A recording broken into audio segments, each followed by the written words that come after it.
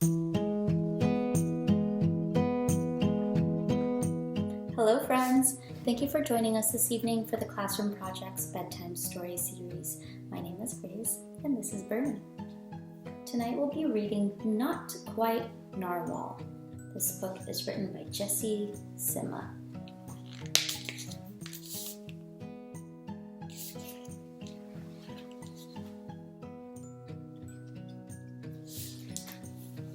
This is Kelp.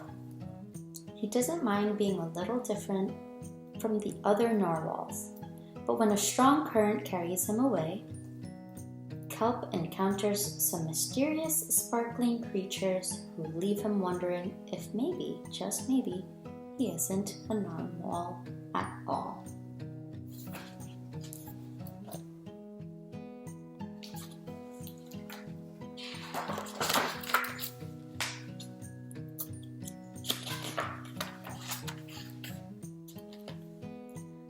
Kelp was born deep in the ocean.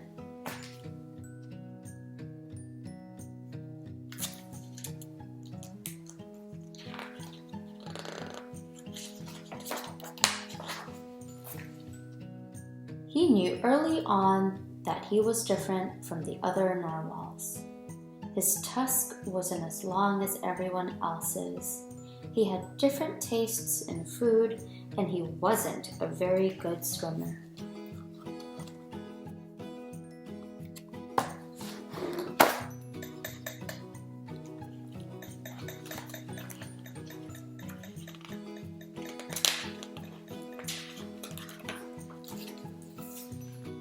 But his friends didn't seem to mind, so Kelp decided he wouldn't either.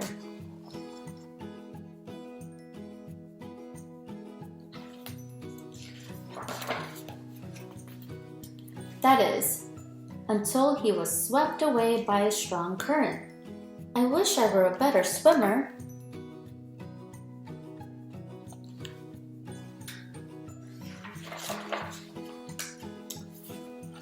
Kelp found himself at the surface, closer to land than he'd ever been before. High up on a cliff, he spotted a mysterious, sparkling creature. It looked so familiar. It looked like Kelp.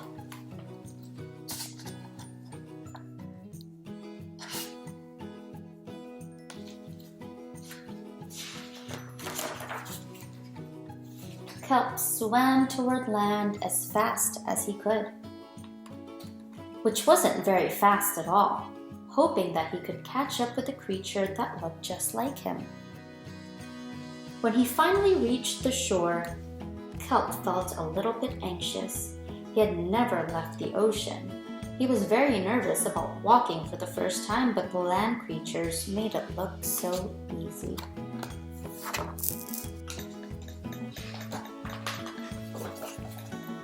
Everything on land was strange and beautiful, but also kind of scary.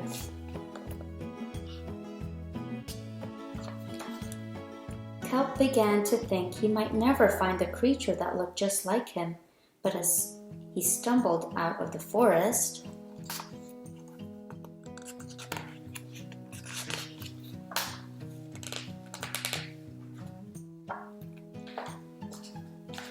land narwhals actually were unicorns.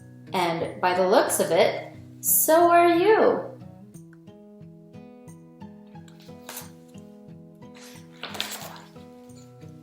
Kelp had never heard of unicorns before. They taught him all sorts of new things about his tusk. We call them horns. Wow! They introduced him to unicorn delicacies, and they showed him how to gallop. There was no doubt that Kelp was in fact a unicorn. He was having so much fun that he didn't want to leave.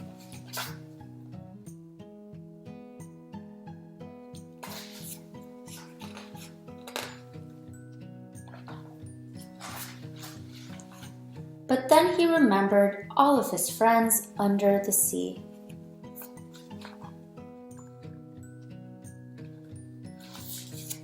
Kelp missed them terribly, so he said goodbye to the unicorns and returned to the ocean.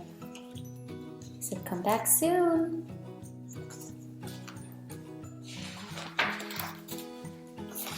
Kelp swam towards home as fast as he could, which wasn't very fast at all, hoping that the narwhals would still like him now that he was a unicorn.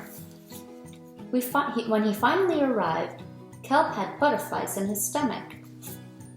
Welcome home.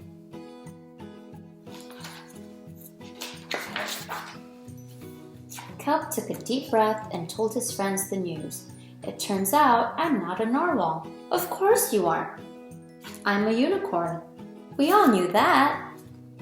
They took it quite well. Kelp was happy to be home, but now that he'd experienced life on land with the unicorns, he couldn't seem to forget them. Did he want to be a land narwhal with the unicorns or a sea unicorn with the narwhals? Kelp couldn't decide. But then he realized that maybe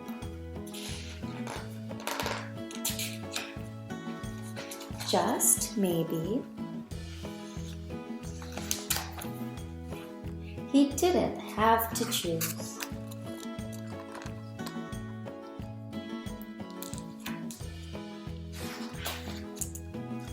The end. Thank you for joining us this evening. We hope you enjoyed the story. We'll see you again soon. Good night.